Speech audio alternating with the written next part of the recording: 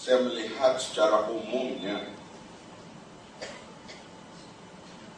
integriti ataupun etika hidup di atas muka bumi ini dipelopori oleh, di antaranya dipelopori oleh Nabi Muhammad SAW dan pemimpin-pemimpin dan masyarakat Islam awal dahulu. Sekarangnya ianya hilang daripada orang Islam. Kalau tak hilang pun pada di tahap yang begitu rendah, dan segala akhlak dan peradaban Islam dijalankan oleh orang lain, orang bukan Islam. Usaha kita mesti mengembalikan etika dan akhlak itu kepada orang Islam dan kepada masyarakat umumnya. Integriti dia bukan satu law, undang-undang, dia adalah satu etika. Etika inilah yang kita lihat hilang. Kalau kita lihat di sudut indeks rasuah, kita rasa malu bila disenaraikan hal statistik rasuah. Paling baik dapat kepada Dubai 5.6, Malaysia 4.3 indeksnya. Negara yang lain, negara Timur Tengah, tak boleh ukur indeks, terlalu rendah. Bayangkan negeri yang paling banyak, negara yang paling banyak melahirkan ulama, iaitu Mesir. Negara itulah di antara indeks rasuah yang cukup rendah, di bawah 4.0. Artinya segala etika, segala tamadun, segala akhlak yang pernah umat Islam merasa megah satu ketika dahulu, sekarang tidak ada di dunia Islam. Saya tidak menyentuh mana-mana parti politik. Umumnya kita lihat yang paling rendah indeks rasuah jatuh kepada Somalia dan Afghanistan. Tak apalah kita letak negeri itu dalam keadaan huru-hara, tak menentu sistem politiknya. Tapi negeri yang stabil pun indeks rasuah masih berada di tahap yang cukup rendah. Kita nak mengembalikan integriti itu, kita kena akui di sudut kerajaan, terutama pegawai-pegawai kerajaan. Mereka yang dilatih oleh British dahulu lebih tinggi nilai integritinya dibandingkan dengan selepas merdeka.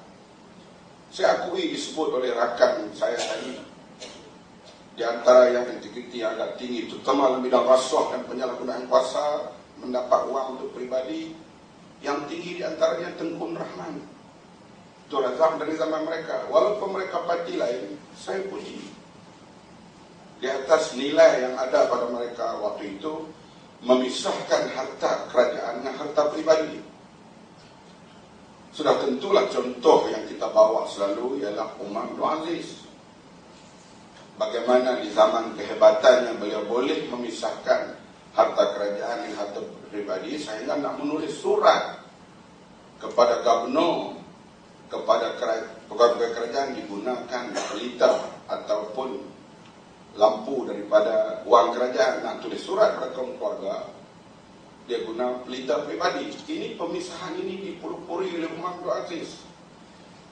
Tapi saya yang sekarang yang menyebut nak berjuang, nak memerintah cara Umar bin Aziz, Lim Guat Eng.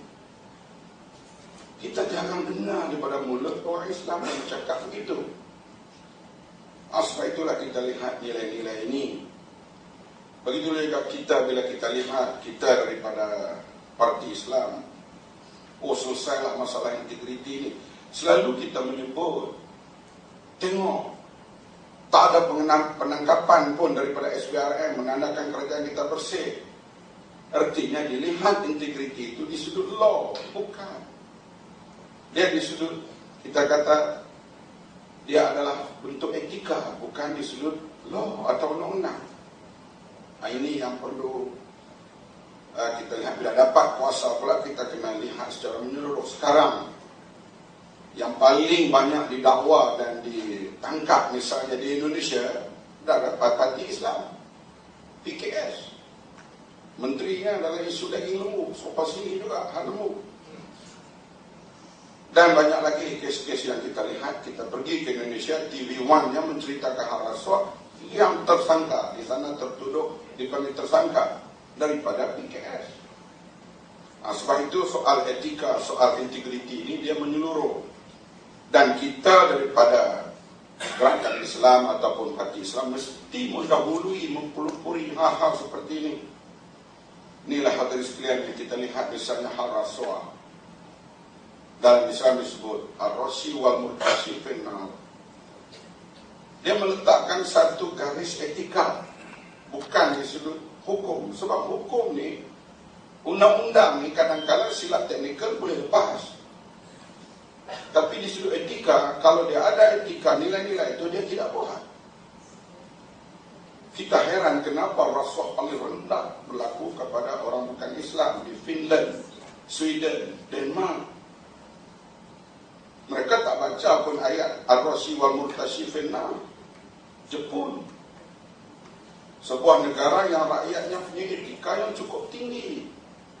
Nilai-nilai yang ditanam sejak sekolah menyebabkan mereka benci rasuah dan benci penyelewengan. Sepatutnya orang Islam mengatasi mereka, tapi kita hilang tamadun itu. Ini yang kita kena lihat secara yang berani, hadirin sekalian. Kemudian saya sebut kita ni pada umumnya lah, kadang-kala kita tak dapat bedakan duit pribadi dengan duit kerajaan. Saya pengalaman dengan kawan-kawan, tak kira apa parti politik lah. Bila dia belanja kita, dia kata, makan. Ini boleh claim daripada kerajaan. Dia suruh order apa pula sebab dia ada boleh claim. Tapi kalau duit dia sendiri, dia bawa pergi bawah pokok. Dia tarik satu, roti canai sebab kita kata kenapa minum di sini hari ni? Hari ni duit saya. Hari itu yang saya suruh makan itu duit kerajaan. Nampak? Artinya bila duit orang, patutnya dia kena terbalik. Duit pribadi dia bawa pergi tempat makan yang agak mewah. Duit kerajaan dia orang ramai, dia mesti kena jaga. Ini orang kerajaan.